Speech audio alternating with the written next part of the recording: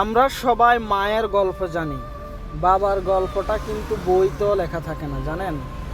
বাবা নামের যে অসাধারণ যে নায়ক, যে অসাধারণ ভালোবাসা, যেটা কোনো বইতে লেখা নাই। কোনো সন্তান বাবাকে, মাকে যেভাবে বলে মা তোমাকে মিস করি, মা তোমাকে ভালোবাসি, বাবাকে সেভাবে বলাও হয় না।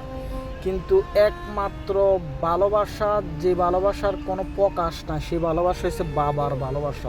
বাবা সন্তানদের পিছে থেকে যেভাবে ভালোবাসে, সামনে থেকে হয়তো মা বলে ফেলে, মা বলে সন্তানকে যে আমি তোকে ভালোবাসি, তোকে মিস করি, তোর জন্য মায়া লাগে, তোর জন্য কষ্ট লাগে, কিন্তু বাবা বলতে পারে না।